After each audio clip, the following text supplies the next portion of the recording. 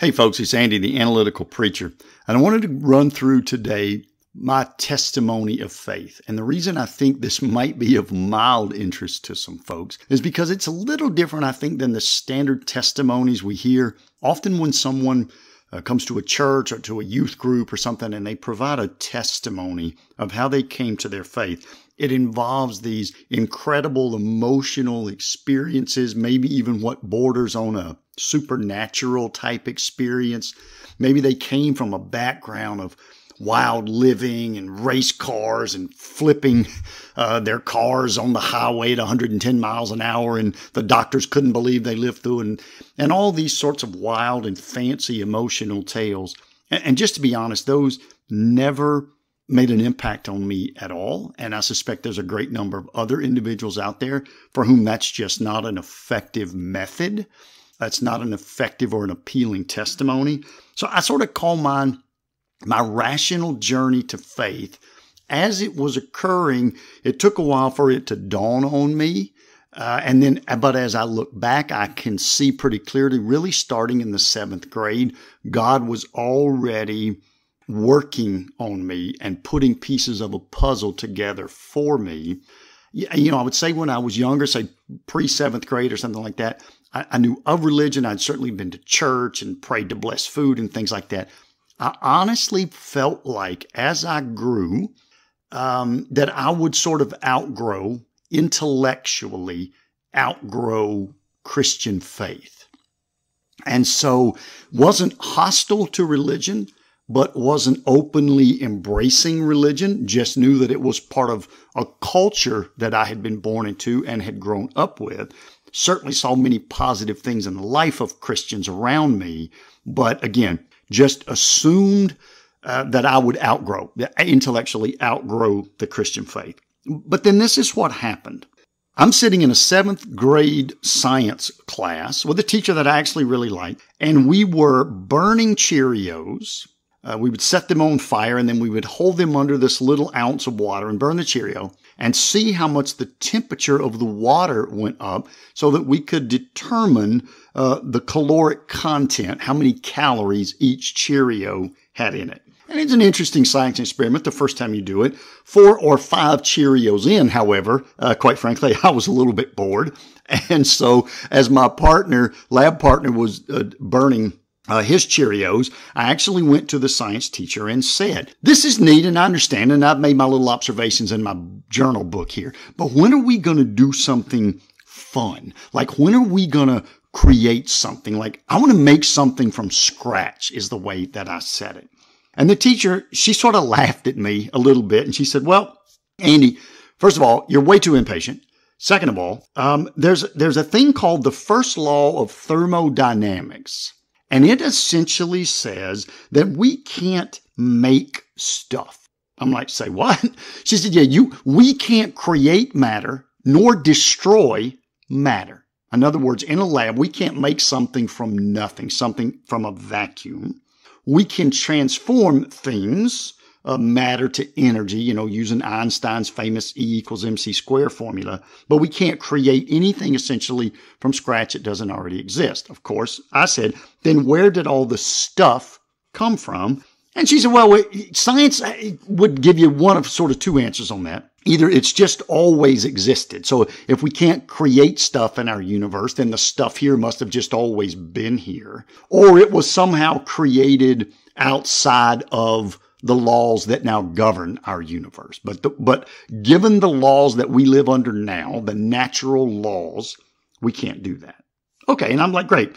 I asked a science question. I got a science answer. Yay for Andy. Here's what happened. Literally only about 2 weeks later, I heard a minister preach a sermon. And he's a very smart gentleman. I heard a minister preach a sermon, and he was talking about Genesis 2, verses 1 and 2, where it says that God had finished or completed the creation and everything was very good. And he goes into this elaborate discussion of the Hebrew word for finished or completed, and that what it meant was that something had been brought to a final state, not to be redone, not to be added to, or not to be taken away from. And it just struck me in my little odd 12-year-old mind, wow, that's exactly what the science teacher said, that our universe sits here not to be redone, and we can't be added to, and it can't be taken away from. That in itself, of course, would never make anyone a Christian. And it was really probably more than a year later that sort of the next piece of the puzzle got put into place. The following year, in 8th grade, we were talking, again in science class, we were talking about what we were taught is the scientific method. And we talked about Francis Bacon and this idea that you have to do experiments. You have to be able to test something. The word the teacher used is you have to be able to falsify something in order to know if it's really scientific. In other words, the example, the best I can remember that teacher gave, the example was, if we say these people are getting really sick with an intestinal issue, and someone comes along and says, it's because the goddess behind the mountain is angry. So then the next day people get sick. Well, see, the goddess is still angry. Oh, now the next day nobody's sick. Okay, well, now the goddess is not angry with us anymore. She's happy, so nobody's sick. That may or may not be true, but here's the problem. We can't test it, so there's no way to really know. Scientific testing, again, the teacher said, would be something like this.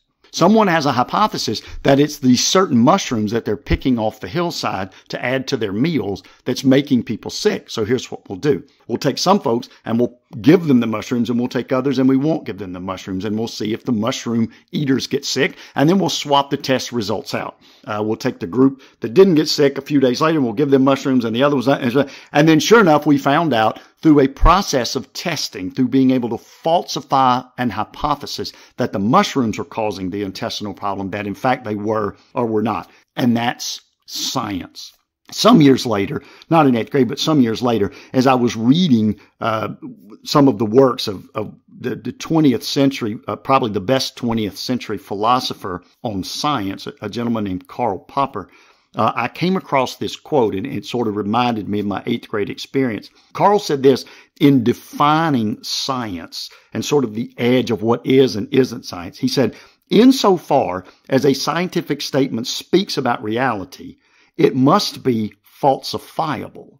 And insofar as it is not falsifiable, then it does not speak about reality. And then I found out just a few months later, again, while it was still fresh enough in my mind that God could sort of thump me in the back of the head with it, I found out again in a church sermon from a minister that God had given to his great prophet Moses what is essentially the falsification method. So I was taught in 8th grade science class, the beauty of the falsification method is it allows us to determine truth from falsehood, and then we can accumulate the truths up to build our scientific knowledge. And that, they told me, was the foundation of all of modern society, which is true.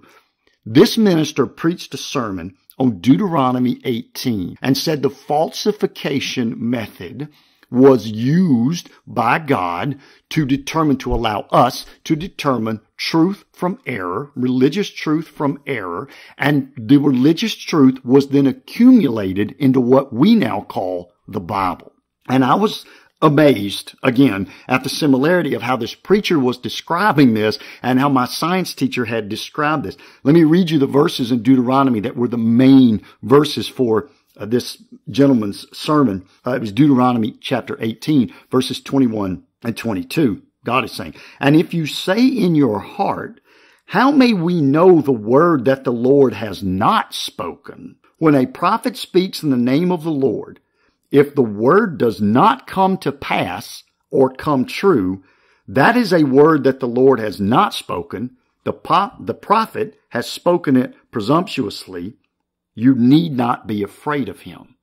Word for word, right? The scientific method. How do I know if something is a religious statement? It's a religious statement if they give you something that can be tested. Then how do I know a false religion from a true religion? A true religion is something that can be tested, that passes the test. If someone gives you something that can be tested, a scientific statement, a prediction about the future, etc., and it doesn't come true, that's false.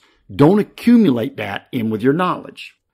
And it wasn't just Moses and Deuteronomy. In the New Testament, Jesus tells us to beware of false prophets, and there are other folks like Paul and the Apostle John who tell us that we need to test things. And again, it's this same process of falsification, validation. I actually go through in my book, Clear Vision, I list out some of these scientific and prophetic validations that God provided for us in the Bible so that we understand the Bible is the accumulated truth of the Lord. I won't go into that here, but that was a key component in sort of my rational journey to faith. We get a little farther in school. I think I'm in 10th grade now, and we begin to learn about what was called the second law of thermodynamics. So we learned a little bit about the first law, which I had already heard about in 7th grade, and we learned about the second law, or what was called the law of increased entropy. And basically, the notes in the notebook say this. The entropy of any isolated system never decreases, which sounds like a bunch of scientific mumbo jumbo. It basically means that systems over time become more disorganized, they lose order, and they lose usable energy. So kind of think about it in that way. The law of increased entropy. The example that the person gave in that 10th grade science class was, imagine a balloon that's been blown up, and then that balloon is set somewhere. No more air is going to force its way into that balloon, but over time, all of the air will leak out of that balloon. So we had a balloon that was ordered with compressed air, and that expanded the balloon, and now as we set that balloon there, all things else remaining, the only thing that will happen now is the air will slowly leak out of the balloon, and the order will go down and the entropy will go up. And I said, okay, I guess that makes sense. And so here was one of the implications that was given in the classroom for this second law, that the universe could not be eternal. So my 7th grade science teacher had said, when I said, whence came all this matter and energy that exists in the universe? Well, either it was eternal or it was put here by something that could work outside the laws of nature, because now the laws of nature forbid things to be created and added.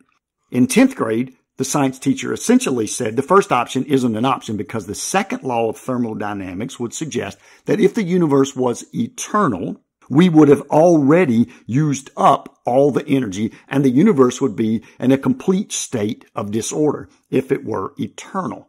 In a philosophy class, we actually talked about some of the Greek philosophers had hypothesized that that the universe was eternal. But most of them, I was told, believed in what they called the first cause, or the unmoved mover. In other words, there was something out there that had caused the universe. I know some scientists had originally tried, Albert Einstein among them, to write the mathematical equations of an eternal universe. Einstein put something in his equations called the cosmological constant, which he later called the greatest blunder of my scientific life. But as we begin to see the discoveries of Edwin Hubble, that the universe was expanding out at the margins, and we begin to identify things like cosmic background radiation, which we believe came from the beginning of the universe, obviously implying it's not eternal. It became pretty obvious to scientists that the universe is not eternal. And in fact, I've tried to read through a paper. It's pretty complicated, but in the MIT Technology Review in 2012, there was a paper that basically said mathematics of eternity prove the universe must have had a beginning. All that's great scientifically, but again, here's what happens to me. I'm trying to absorb all these lessons from science. I go to a Bible study one night with a friend, and the Bible lesson is about the fact that in the beginning God created the heavens and the earth. And the Bible teacher's main point was this: although some religions have believed in an eternal universe, or sort of this eternal cyclical model, think about the Hindus or the Buddhists or even the Mayan religion of the Central Americans, they believed in an eternal sort of cyclical model of the world. This person's point was, but the Bible says that there was a beginning of time and space and matter, and in the beginning, God created. So it's not, the universe is not eternal, he said, the Bible said, and the universe is not cyclical. The universe had a beginning, and it works in linear time fashion, which again is exactly what science had shown. My mind began to ring a little bit. Later on, I read some stuff, and it literally spoke about in the Bible, the world, the universe is wearing out. Exactly what the second law would say. So the second law would say an implication is the universe is not eternal. It had a beginning, and a direct consequence of the second law is the universe is wearing out. So I'll give you a couple of the verses that really hit me aggressively as I was working through these things.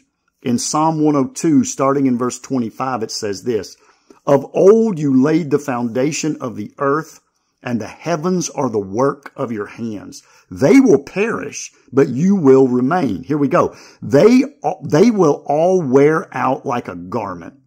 You will change them like a robe, and they will pass away. But you are the same, and your years have no end.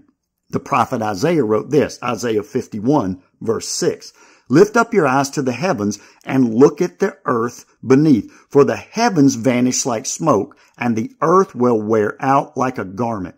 And they who dwell in it will die in like manner. But my salvation will be forever, and my righteousness will never be dismayed." In other words, the earth, the universe did have a beginning. Time is linear, but everything in it is wearing out. Its entropy is increasing. Again, now I'm starting to think, wait a minute, all of these science lessons I hear are now being validated to me in the Bible lessons that God is putting before me. Next year, 11th grade, I'm actually back in my philosophy class where we had talked about the prime movers and the first movers. Took a lot of science, a lot of philosophy, and a lot of economics in my day. I'm back in the philosophy class, and we talked about the concept of the fallacy of infinite regression. And the point was simply this. It's the chicken and egg debate writ large, right?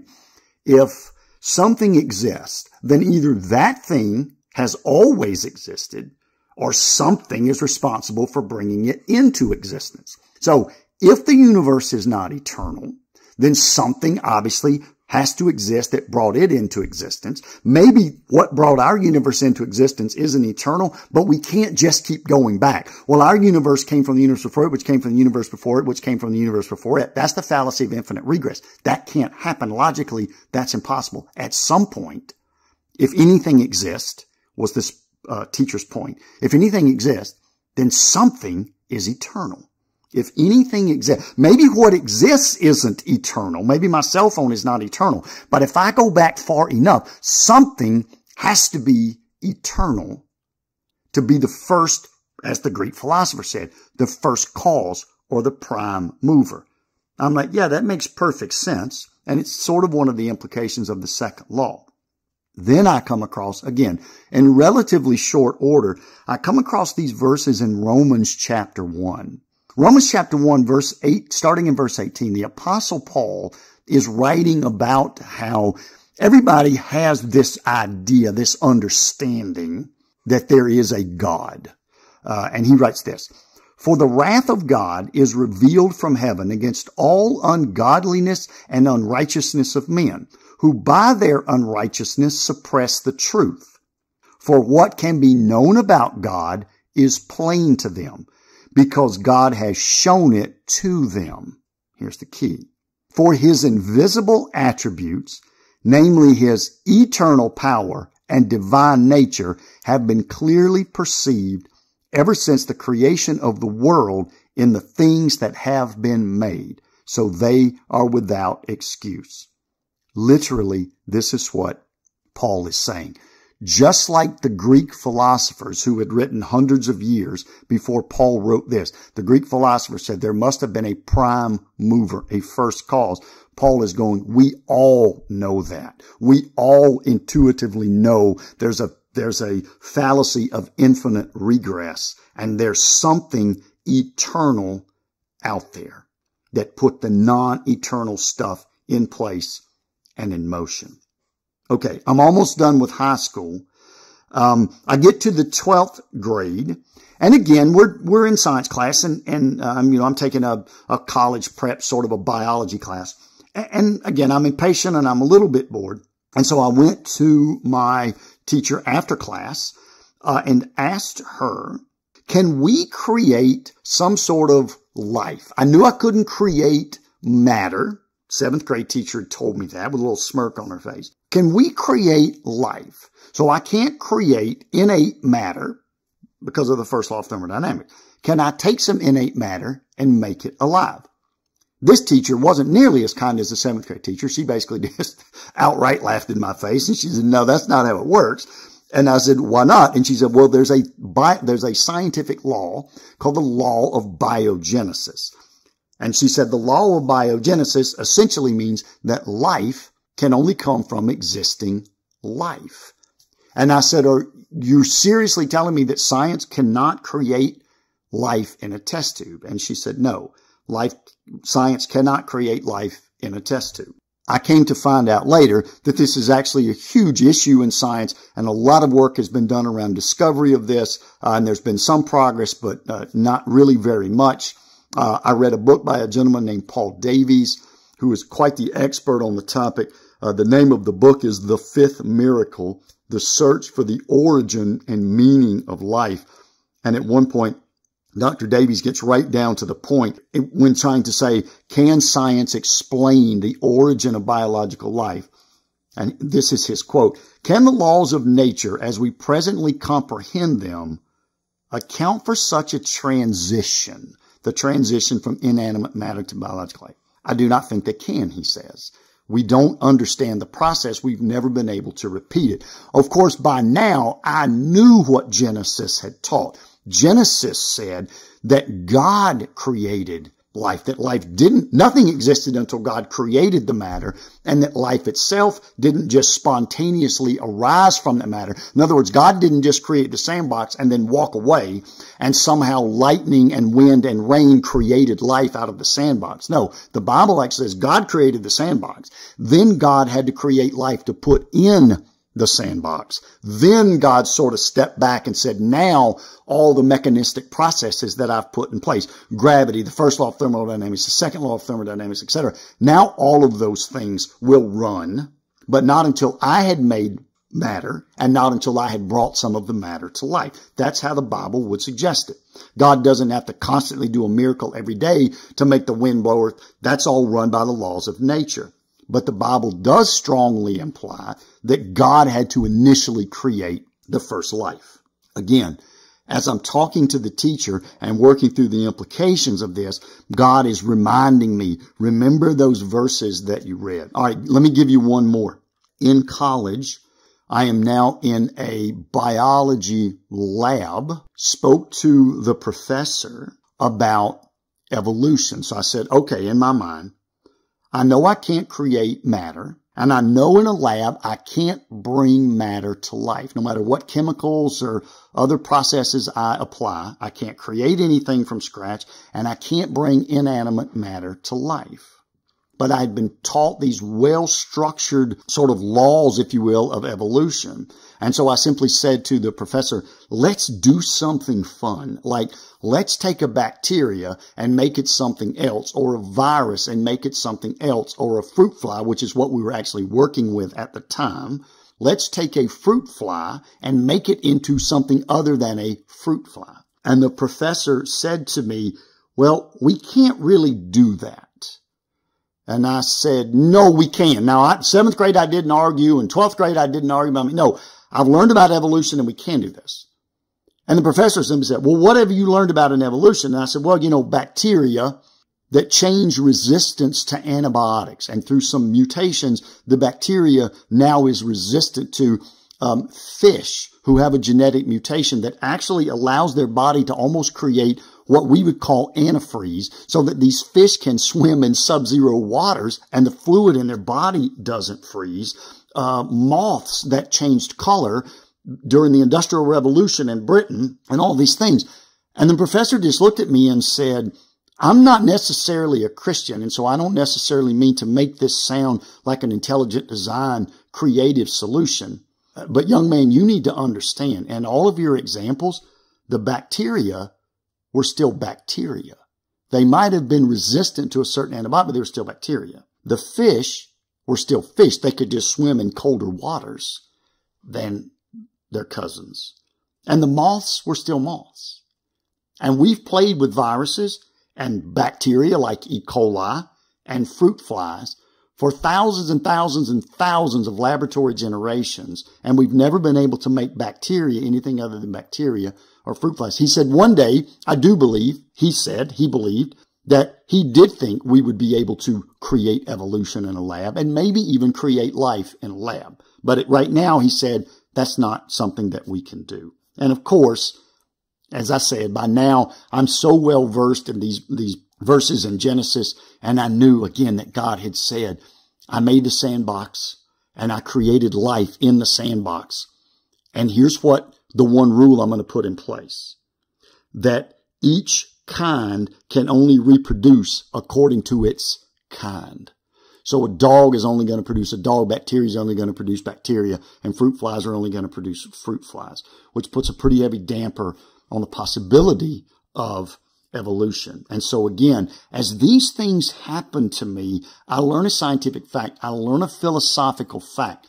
Relatively quickly, God brings to my mind, here is what Scripture says about those exact same things. And look at the overlap. And so if you say to me, do you have a firm, solid faith that the Bible is the one true religious book and that the God of the Bible is the one true creator God of the universe? I would say I have at this point an absolutely unshakable fact in those things. And if you say to me, what was your emotional experience? I would say there wasn't an emotional experience in coming to that. There was a long process of rational validation to come to that. And I think some folks, when they hear me speak like this, it makes them uncomfortable because they say, if everything had to be proven to you, how is that faith? I have faith in the resurrection of Christ. I have faith that he died for the sins of mankind. I have faith that God accepted that payment. That's where my faith is. I counter with this. If your conversion, if your testimony is based all on emotion and feeling, how do you know that one day a stronger emotion or a stronger feeling won't topple your faith? My faith is based on purely rational, logical, scientific proof. There's no way at this point in my life, having made a rational journey to my faith, that my faith can be toppled. Let me leave all the listeners with this. If you have questions about faith or the Bible, explore them. God has an answer for every question that you have. If you have a question about faith or the Bible or Christianity, explore those answers. Find a qualified person with whom you can speak. Shoot me a question. I promise you, God has an answer for every objection that we might have. And the deeper you look, and to be honest, the more logically and rationally you examine the Bible and Christianity, the faster and the stronger your faith will build itself.